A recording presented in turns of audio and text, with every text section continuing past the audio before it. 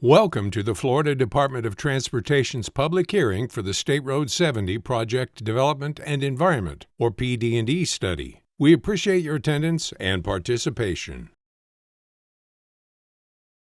This public hearing is being conducted to give the public the opportunity to review and provide comments on the proposed preferred alternative and associated effects on the social, economic, cultural, natural, and physical environment. The purpose of this PD&E study is to evaluate engineering and environmental data and document information that will aid FDOT District 1 and the FDOT Office of Environmental Management, or OEM, in determining the type, preliminary design, and location of the proposed improvements. The study begins at County Road 721, south in Highlands County, and extends approximately 8.6 miles to County Road 599, or 128th Avenue in Okeechobee County. The department proposes to widen State Road 70 to a 4-lane divided roadway with the addition of paved shoulders, turn lanes, and a shared use path. The need for the proposed improvements to State Road 70 include improving traffic safety conditions, emergency evacuation, and incident response times. The crash rate for this section of State Road 70 is 1.56, which is notably higher than the Highlands County crash rate of 0.898 and Okeechobee County crash rate of 0.717 for similar facilities. The substandard lane and shoulder widths in proximity of guardrails, roadside swales, and fence posts restrict the ability of drivers to avoid hazards. Due to the roadway's current configuration, there is limited space for an emergency service vehicle to pass to respond to a situation during periods of congestion or to accommodate a disabled vehicle to prevent it from obstructing traffic flow. State Road 70 is part of the Emergency Evacuation Route Network designated by the Florida Division of Emergency Management, or FDEM, as well as the network established by Highlands and Okeechobee Counties. This roadway is critical in facilitating traffic during emergency evacuation periods as it connects to other arterials and highways of the State Evacuation Route Network. The FDEM notes that State Road 70 has some of the longest-lasting vehicle queues in the Central Florida region, contributing to prolonged clearance times. The project is anticipated to address deficiencies of the roadway which may reduce crashes, including fatalities, and lead to enhanced emergency evacuation capabilities and incident response times. Additional needs for the proposed improvements include maintaining the important east-west connection and accommodating increasing freight activity along the project corridor. State Road 70 is part of Florida's Strategic Intermodal System, or SIS, highway network and part of the National Highway System. With the nearest available parallel east-west facilities being located nearly 10 miles or more to the north and south, State Road 70 is integral to facilitating east-west travel within the regional transportation network of Florida's heartland. Improvements to State Road 70 are long-term priorities in Highlands and Okeechobee counties to facilitate the future growth of freight traffic in the region. Additionally, the Heartland Regional Transportation Planning Organization, HRTPO, its committees, and community stakeholders have identified State Road 70 as the highest priority transportation facility in the region in need of improvements due to concerns pertaining to safety, freight mobility, and economic growth.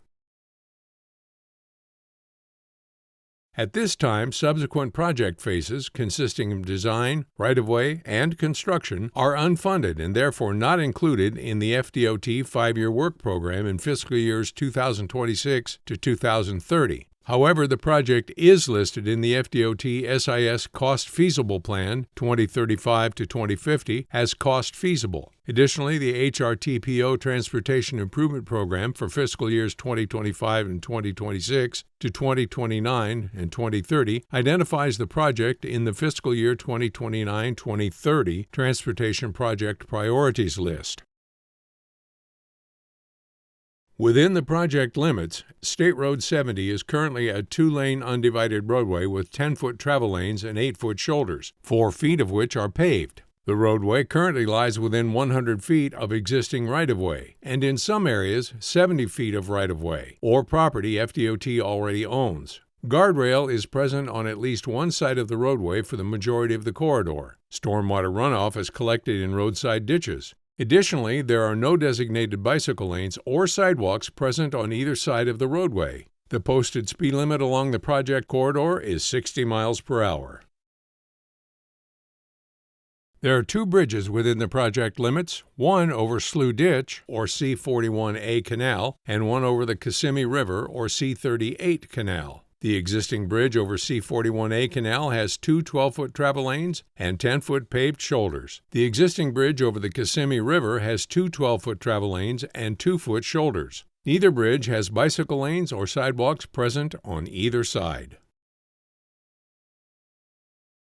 Throughout this PD&E study process, FDOT has looked at many different concepts to widen the existing 2 lanes of State Road 70 to 4 lanes through Highlands and Okeechobee Counties. After environmental and engineering analyses and public and agency comments, many of these alternatives were eliminated. The last public meeting was an alternatives public information meeting held on June 11, 2024. At that meeting, we asked for your input on proposed improvements. Some of the feedback received included need for turn lanes, adequate widths for truck turning radii, access management, evaluation of noise walls and guardrails, proposed roadway elevation at the Kissimmee River Fishing Resort, and overall support to the 4-lane widening to address safety and traffic capacity.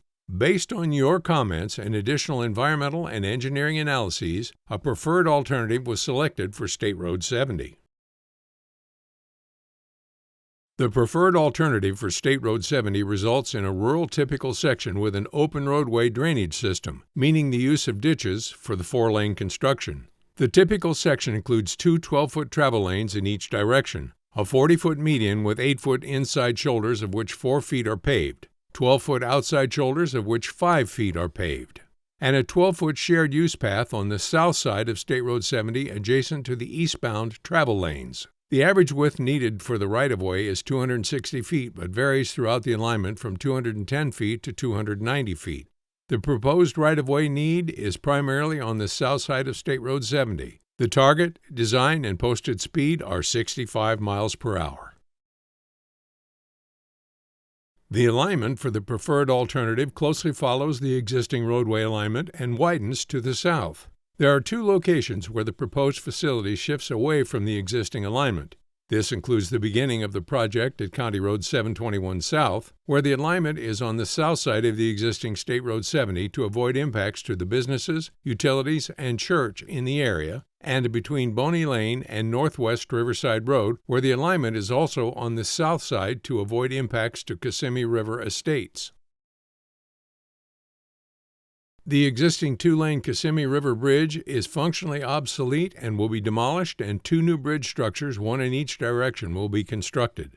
The existing bridge over the C41A Canal that currently carries 2 lanes of traffic will be maintained and will carry westbound traffic in the future condition. A new 2-lane bridge will be constructed on the south side of the existing bridge and will carry the eastbound traffic.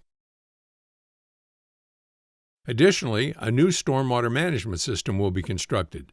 The roadway stormwater runoff will be collected and conveyed in roadside ditches on the outside of the travel lanes to stormwater management facilities that will be constructed along the corridor. Off-site and on-site stormwater runoff will be handled separately. Therefore, the typical section includes a second ditch on the north-westbound side of the roadway to collect and convey off-site stormwater flow.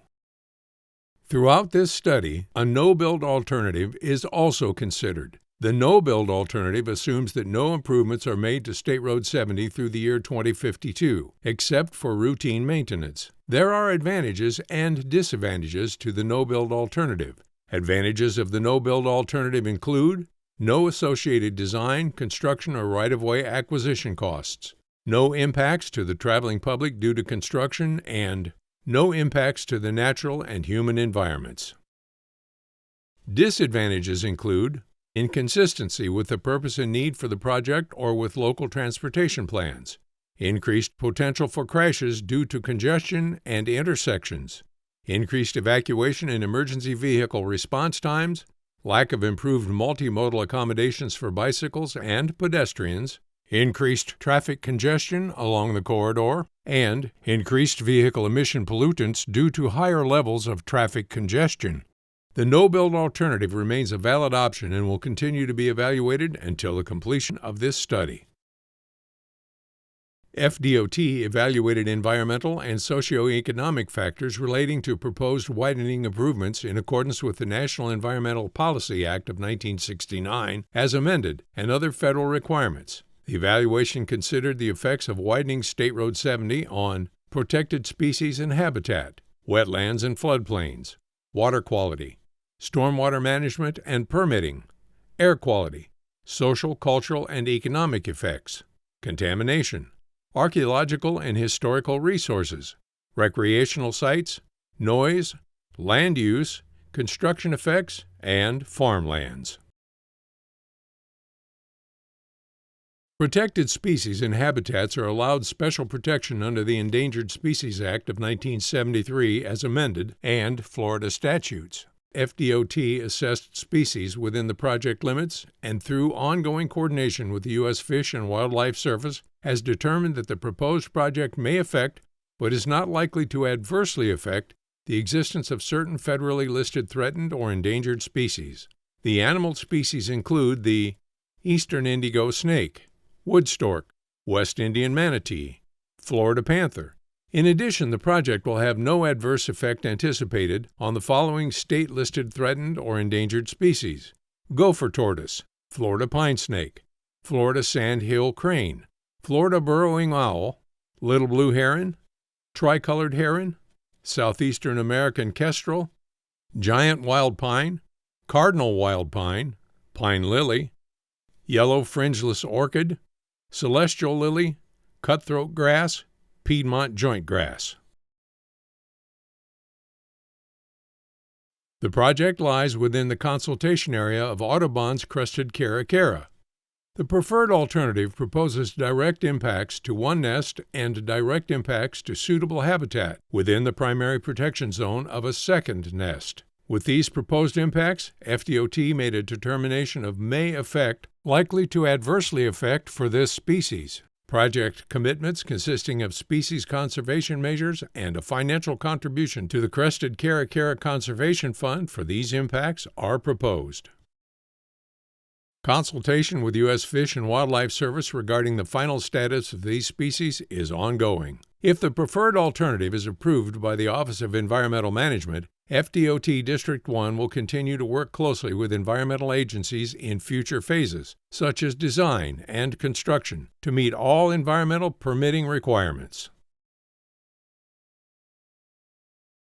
FDOT evaluated wetlands within the project limits in accordance with Executive Order 11-990, Protection of Wetlands.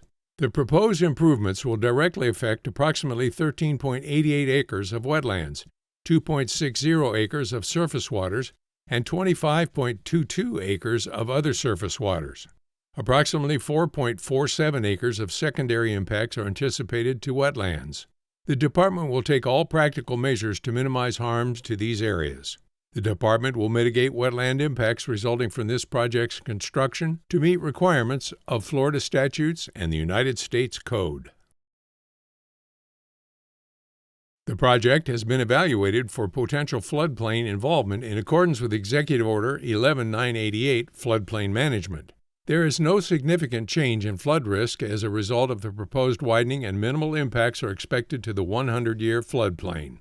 Additionally, there is no significant change in the potential for interruption or termination of emergency services or emergency evacuation routes due to flooding. A water quality impact evaluation was performed.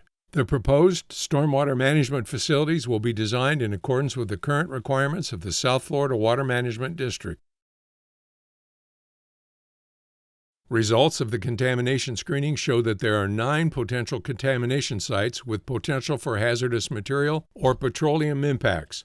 Of these 9 sites, 3 are ranked no risk, 3 were ranked low risk, 2 were ranked medium risk, and 1 was ranked high risk. For the sites that are ranked low for contamination, no further action is required at this time. For the sites with a risk ranking of high or medium, the FDOT project manager and the District Contamination Impact Coordinator will coordinate on further actions during the design phase that must be taken to address contamination issues. Before construction, specifically trained crews will address contamination in these areas as required. Locations of these sites are shown in the concept plans on display tonight. The project is located in an area which is designated attainment for all of the national ambient air quality standards under the criteria provided in the Clean Air Act. Therefore, the Clean Air Act conformity requirements do not apply to this project, and no significant impact is expected on air quality. This project is expected to improve traffic flow by adding capacity to relieve congestion, which should reduce operational greenhouse gas emissions. Minimal short-term air quality effects may be caused from construction of the proposed improvements, such as dust from earthwork or unpaved roads and smoke from open burning. The FDOT will adhere to all state and local regulations and to the standard specifications for road and bridge construction. The study team evaluated effects of traffic noise associated with the proposed improvements consistent with requirements outlined in Title 23, Code of Federal Regulations, Part 772, Procedures for Abatement of Highway Traffic Noise and Construction Noise, and with the FDOT PD&E Manual, Part 2, Chapter 18. Noise-sensitive sites along the project corridor may hear traffic noise levels that approach or exceed noise abatement criteria established by the Federal Highway Administration. The team has considered noise abatement measures, including traffic system management, alignment modifications, property acquisition, land use controls, and noise barriers at 4 locations. While traffic noise abatement was considered as part of the project, no feasible and reasonable measures were identified that can be implemented to abate traffic noise at the 4 locations along the project corridor. If you'd like more information regarding traffic noise, please speak with one of our noise specialists here tonight. The project team examined the project area for publicly owned properties that may be affected under Section 4F of the Department of Transportation Act of 1966. Potentially protected recreational Section 4F resources along the project corridor include the boat ramp located at the C41A Canal, the Okeechobee North Trail Connector, and the Kissimmee River Public Use Area. The boat ramp and the Okeechobee North Trail Connector meet the conditions of a no Section 4F use, since the project has no permanent acquisition of land from these Section 4F properties, no temporary occupancies of land that are adverse in terms of the statute's preservation purpose, and no proximity impacts which significantly impair the protected functions of the properties. The preferred alternative will require permanent use of approximately 2.48 acres from the boundary of the Kissimmee River Public Use Area. Other properties protected under Section 4F include the C41A Canal and the channelized feature of the Kissimmee River. These are historic sites eligible for listing in the National Register of Historic Places. The proposed project bridges will be constructed over these canals. Based upon the overall minor level of impact and implementation of proposed mitigative actions to address potential impacts, the project will not adversely affect the activities, features, and attributes of the Kissimmee River Public Use Area, the Slough Ditch, or C41A Canal, and the Kissimmee River or C38 Canal in meeting its intended Section 4F purpose. As such, FDOT is pursuing a Section 4F de minimis finding for the potential impacts to these resources. This information is available for review tonight. The hearing provides the opportunity for public comment on the project's use of these resources. A cultural resource assessment survey was conducted in accordance with the National Historic Preservation Act of 1966 and Florida statutes. Archaeologists and historians identified 1 archaeological site and 46 historical resources in the project area. 2 resources are individually eligible for listing in the National Register of Historic Places: the Slough Ditch, C41A Canal, and Kissimmee River, C38 Canal. FDOT determined that the proposed improvements will have no adverse effect to these resources. 1 archaeological site was found to have insufficient information to make an evaluation of National Register of Historic Places applicability, and FDOT determined that the proposed improvements will have no adverse effect to this resource. The State Historic Preservation Officer provided concurrence on September 22, 2025. FDOT determined that the proposed improvements will have an adverse effect on the State Road 70 over Kissimmee River Bridge. The SHPO provided concurrence on July 17, 2024. A Section 106 case study was prepared, and the State Historic Preservation Officer provided concurrence on September 22, 2025. Proposed mitigation strategies under consideration were discussed with the State Historic Preservation Officer on September 25, 2025, and are in the draft Memorandum of Agreement between the FDOT and the State Historic Preservation Officer. These include the salvage of the existing bridge plaque and relocation to a new location, an education exhibit to be placed in close proximity to the bridge location, and a historic American engineering record document. Your input is sought concerning the project's adverse effect to the resource and proposed mitigation. The information is available for review tonight. The FDOT is also seeking a programmatic Section 4F evaluation and approval for the Kissimmee River Bridge. The hearing provides the opportunity for public comment on the project's effect on this resource. The preferred alternative is consistent with the Highlands County and Okeechobee County comprehensive plans and future land use maps. The project area will continue to support agricultural, along with conservation land uses and rural estates. The project will maintain existing access to surrounding agricultural uses and will result in only moderate conversion of frontage areas to the expanded roadway. Minimal construction effects are expected. One of the unavoidable consequences on a project such as this is the necessary relocation of residences or businesses. On this project, we anticipate the relocation of 2 residences. All right-of-way acquisition will be conducted in accordance with Florida Statute Section 339.09 and the Uniform Relocation Assistance and Real Property Acquisition Policies Act of 1970, commonly known as the Uniform Act. If you are required to make any type of move as a result of a Department of Transportation project, you can expect to be treated in a fair and helpful manner and in compliance with the Uniform Relocation Assistance Act. If a move is required, you will be contacted by an appraiser who will inspect your property. We encourage you to be present during the inspection and provide information about the value of your property. You may also be eligible for relocation advisory services and payment benefits. If you are being moved and you are unsatisfied with the department's determination of your eligibility for payment or the amount of that payment, you may appeal that determination. You will promptly be furnished necessary forms and notified of the procedures to be followed in making that appeal. A special word of caution: if you move before you receive notification of the relocation benefits that you might be entitled to, your benefits may be jeopardized. The relocation specialists who are supervising this program are here tonight. They will be happy to answer your questions and will also furnish you with copies of relocation assistance brochures. In accordance with Rule 1497 of the Florida Administrative Code, the proposed improvements will include a median to control the movements or access of turning traffic. These changes are presented in compliance with Section 335.199 Florida statutes. Transportation projects modifying access to adjacent property.